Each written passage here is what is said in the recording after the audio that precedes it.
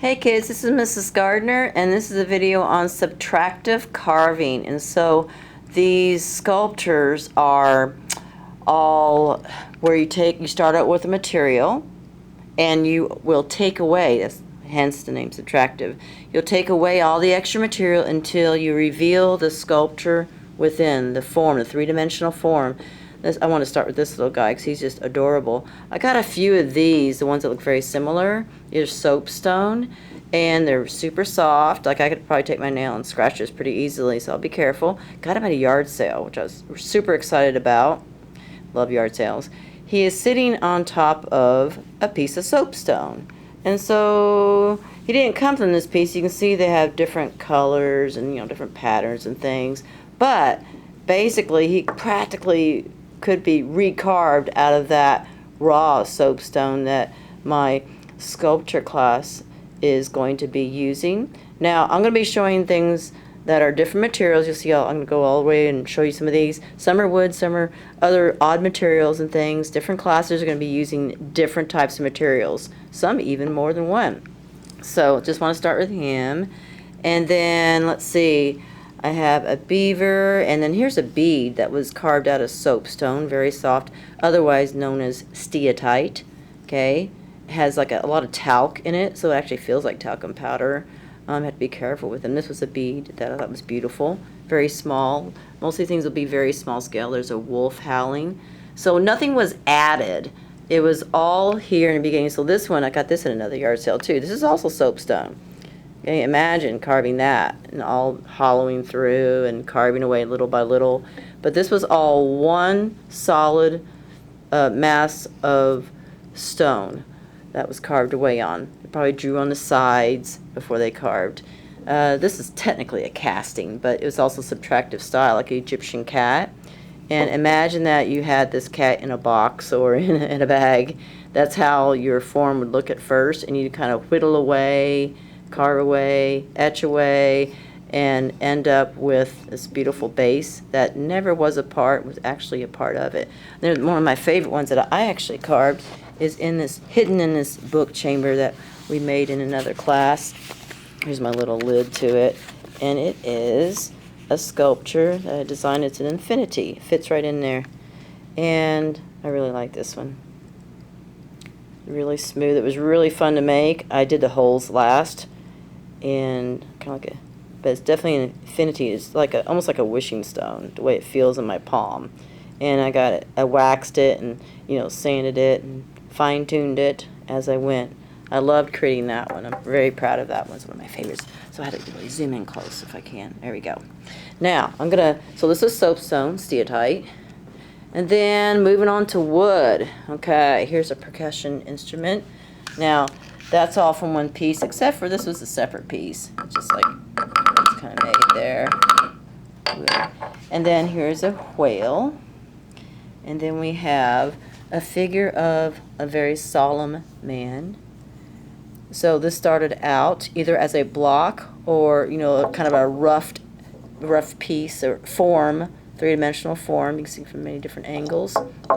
Okay, roughed out into a ball, I would assume, and then the negative spaces were taken away with chisels, gouges, knives, whatever works. Here's another one I got at a yard sale, and it's a bottle holder. You imagine a bottle sitting in here, coming out, and doesn't even have a face. Nice and stylized.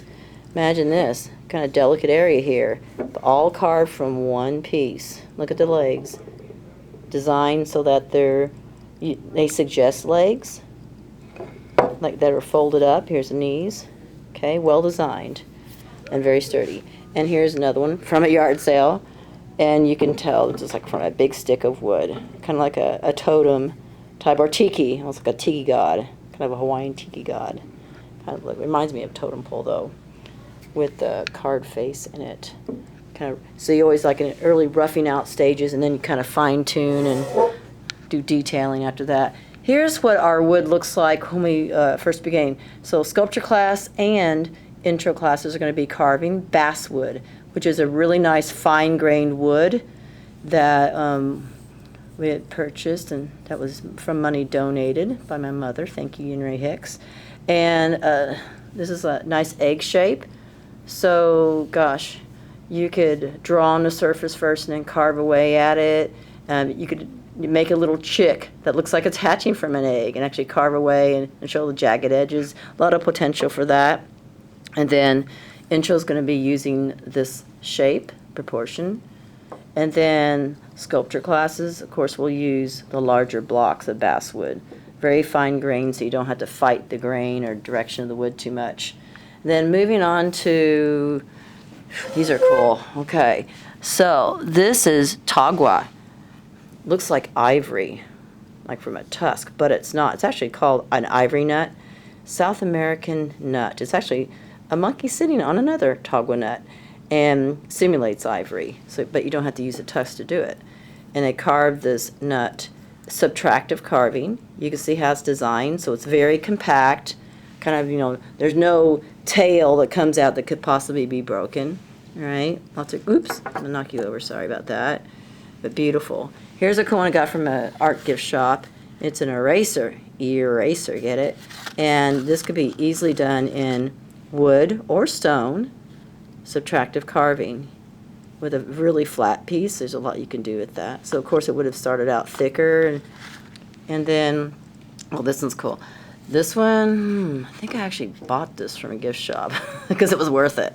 And it is made out of flip-flops, like old recycled flip-flops. They didn't go out and buy new ones. They got old ones that were probably washed up on the shore, laminated them together, in other words, layered the layers of pre-made plastic, and then carved it out. So it's subtractive carving. A hippo, but he is super cool and recycled. Very creative. Never seen that before. And then this one's made out of clay. It's the only clay one I have here, because usually with clay, typically do additive process where you're adding on modeling and such. But this was purposely a project that was started out larger and was carved away, chiseled away, and taken away until you ended up with a three-dimensional form that has a very sculptural kind of in relief kind of surface to it where it just barely sticks out from the surface, but definitely a 3D sculpture, subtractive carving, so I wanted to throw that in there. And the last thing I'm going to show you is, well, I count this as subtractive carving because this would be an idea to be really easy to do. Shoot, you could take this egg, think about it, really darn close here. Let's see, look at that. Imagine a skull trapped inside of this egg where you could carve away until you have your smaller resulting sculpture. Okay, my egg's falling away here. And so even though these are really kind of the sculpture resin type castings and stuff, you know, a three-dimensional form, oops, that's pretty basic. Imagine carving away until you have the smaller resulting figure that's trapped inside, just wanting to get out. Okay, just want you to see these samples because some of you are working on sketches for your subtractive carvings, and some of you are about to. Okay, bye guys.